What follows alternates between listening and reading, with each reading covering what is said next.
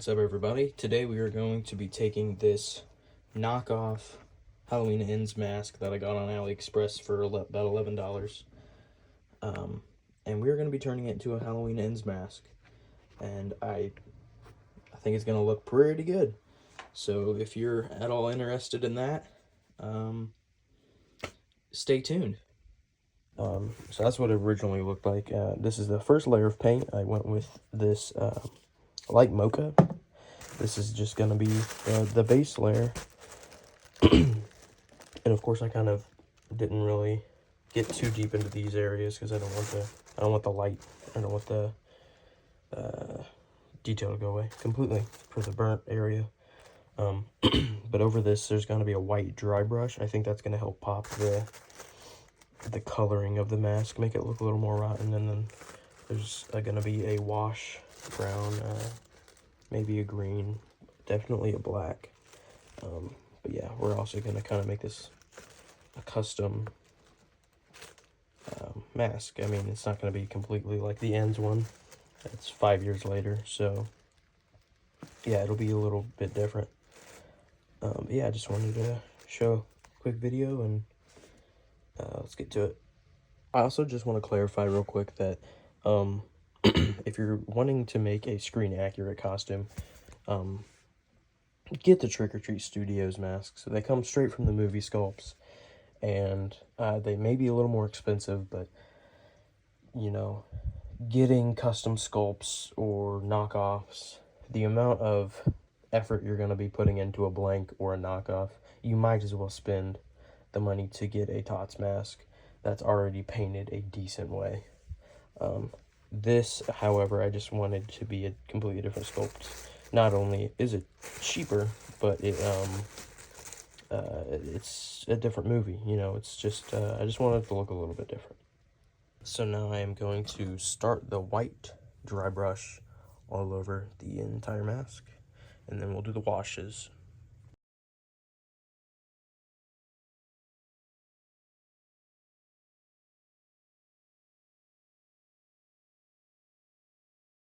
I just wanted to stop for a second and explain something.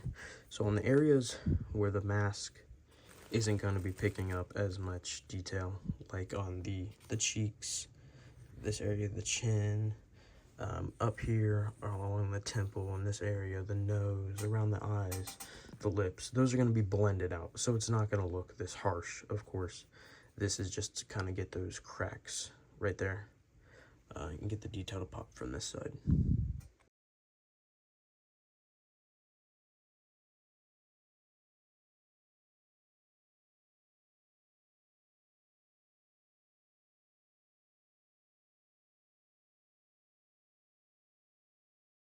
Just wanted to stop it one more time, sorry. Just want to explain, on this side, I'm not going to be going as heavy over here with the white. I think I'm going to leave it this light mocha color. That's going to help make it look rotted and distorted.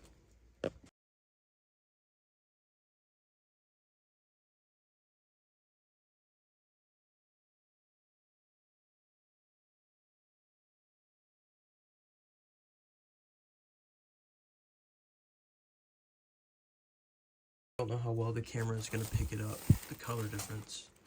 As you can see, we have the cracks down here. There's a clear difference between the light mocha and the white. I think I'm going to go in and kind of make this part not so thick, so maybe just completely white out a couple of these lines up here, because that just seems a bit much, and then we'll blend the white over into that section.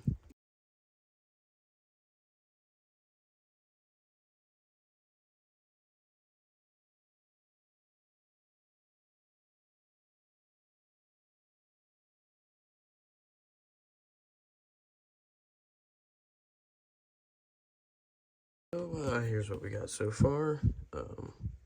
Turning out a lot better than I initially expected. Got some of these details kind of blended out. Here's this side. I love the detail on this side though. But now I think I'm just gonna do a little bit more blending, and then after that, maybe go in with wash or two. I just want this to look a little more, I might not actually. I was gonna say a little more solid, but the more I look at it, the more I'm okay with this.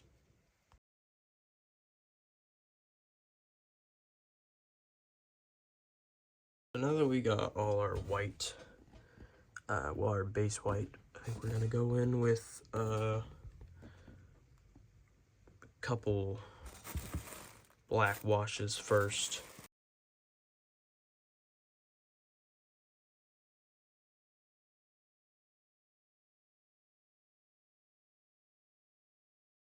I'm going to let this sit, and then I'm going to kind of rub it off a little bit. Alright, so I think it's dried quite a bit. The hair has dried real nice. It's, you know, that ain't going nowhere unless you really pull on it, but I think I'm going to go ahead and, I got a damp rag right here. I'm going to go ahead and start wiping some of this off. Alright.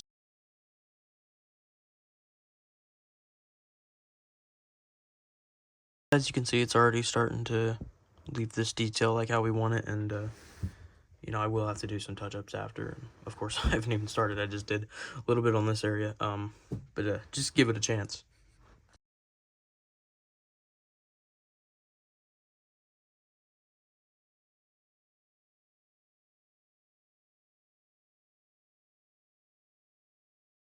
As you can tell, so, you know, we're getting somewhere.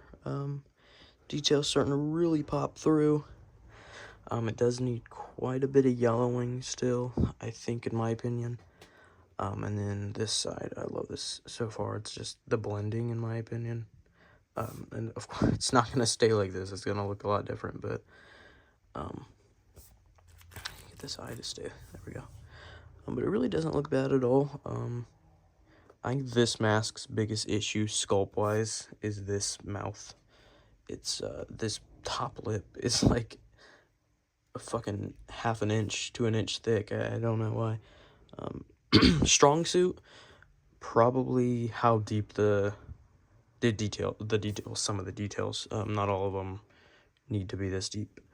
But like the ear, this whole area, and then these cracks, probably its strongest suit. And then the hair it's really not bad hair once you mess with it like how I did.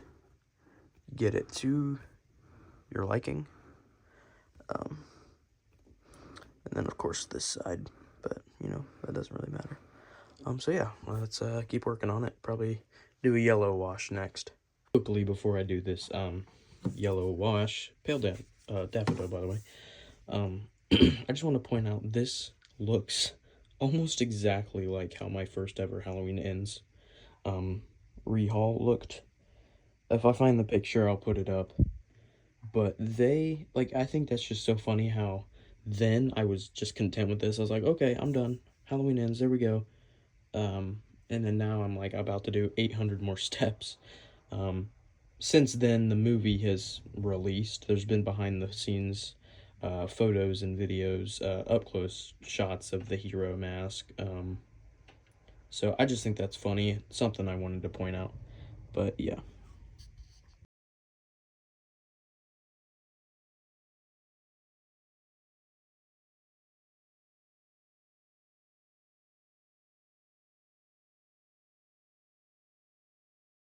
Thing I'm also going to do with this wash that I didn't do with the last one is you'll see there's, well, I guess really not, because it's a little different, but the heavy spots where it dries, but there's heavier spots than the whole thing.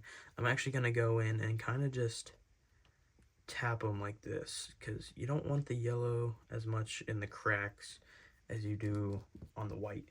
So I'm just going to kind of go through and do this to these heavier spots. They also take forever to dry. But yeah, it's just simple as that. It's just kind of where the detail is probably the deepest. On this side, probably not so much, because you kind of do want it in the deeper areas, but also not everywhere. So like right here, just do that a little bit. Get rid of that. But yeah, that's I didn't do it the last way because I kind of wanted it in all the detail, but with the yellow, kind of just trying to get a clear wash over it. Another thing I did with this wash that I didn't do with the black wash is this yellow wash is a little more watered down because you don't want it to stick everywhere. I mean, you want it to stick on these white areas and all this, but you don't want it as prominent as you want the darker, dingier color. All right, so I have just went and taken a off-white mixture of the pale daffodil and the white, and dry brushed it all over the mask, mainly focusing on this area. Kind of knock some of these details out, and I think I'm gonna still try and do a couple more places, and then we're gonna start detailing this side.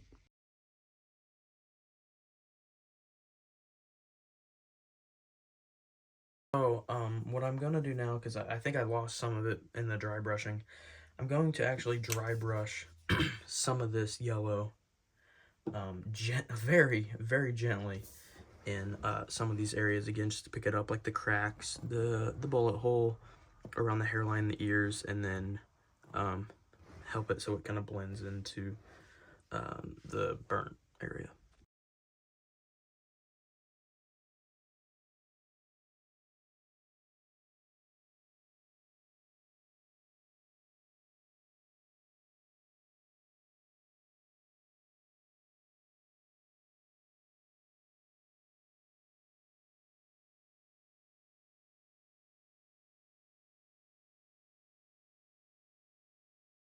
Alright, so here's what we got done so far. I like the way the yellow is working in the mask, especially over here. But I think it's time to do some dry brushing with a darker burnt umber style of paint.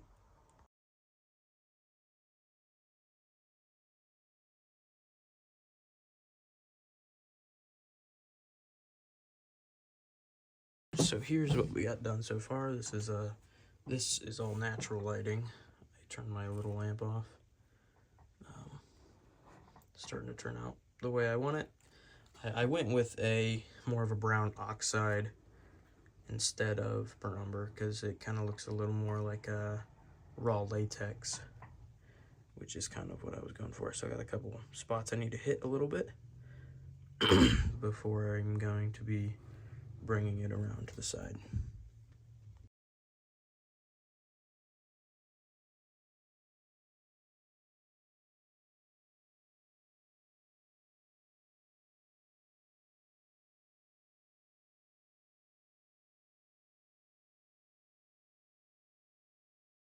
Here's what we have so far in the natural lighting. I think it's looking great. I think I'm going to stop over here because I think that looks amazing. I think the gradient is pretty cool. I gotta focus a little bit more over here. I gotta do some darker coloring in this area right here, up there, down here, and then I think I'm gonna do one dark, probably just black, around the ear and that side right there.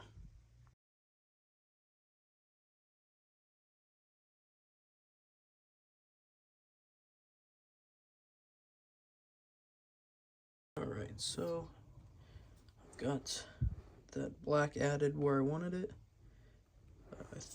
I think this mask is looking great. I think also it looks a lot better in person than it does on camera. But yeah, I think what I'm gonna do now is add some of the black mold dots that you see on the mask. Also on camera, everything is so much harsher. But like this stuff, it doesn't look this harsh in real life. But I'm going to add the black mold dots, and then I think it'll be time to add some mold. I didn't mention this before the black mold dots.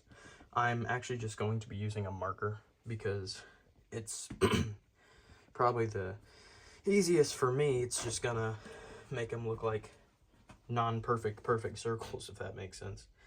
and it's going to be sealed anyway, so you won't even be able to tell. Black mold dots.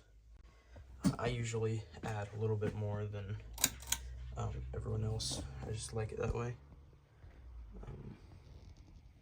But I think I'm going to go ahead and start adding the mold. So what I'm going to be doing is using this spray adhesive, and then not cotton. A lot of people use cotton. I like to use this stuffing. It's a little more firm and it doesn't clump as bad. I did forget to mention is I don't know what kind of hair they use. It looks super freaking real. It might be real hair, but it does come super long. It came about to the bottom of the mask, so I did trim it up. So yeah, it's real easy to work with. I did use a ton of hairspray, but I think it looks pretty good. Alright, so here's the mask after I added the mold. I think it looks really good. I know it can work on my mold skills a little bit, I guess. Something I did notice, it's so much harsher on camera than it is in real life. I don't know why. It looks so much better in real life. I think that just goes with everything. But yeah, I can definitely work on the mold skills, and I might actually go back over it with cotton at some point. But this is just what I wanted to do for now, test it out. Here it is next to what it originally looked like. Believe it or not, it's, you know, this is the exact same mask, which is, it's crazy that even a mediocre paint job can make a mask look so much better. They did come with the mouths sealed. I cut them like shit, both of them. I only cut it to this point because realistically that would be melted. So that kind of hides it a little bit, but it also kind of makes it look nasty and cracked. I think that's cool. But you know what? I honestly, I think this is, you don't need, you should, because it's the movie mold, but you don't need to spend $70 on a mask if you're okay with putting a little effort into a paint job. You know, I think this looks a lot better than a lot of the masks I've painted on movie molds. I've done a lot of Tots masks, and I will say this has probably been one of the easiest ones, because I don't know, maybe it was a conscious thing, but I just knew that if I messed it up, it was a $10 mask. So I think it looks amazing, to be honest. It's going in my collection. It's going on a shelf. I'm in awe that this is what it looked like when I first got it. So that's just crazy to me. But I will be posting more videos about it, pictures too on my Instagram, which will be linked below. But yeah, thank you guys so much for watching, and I will see you guys later.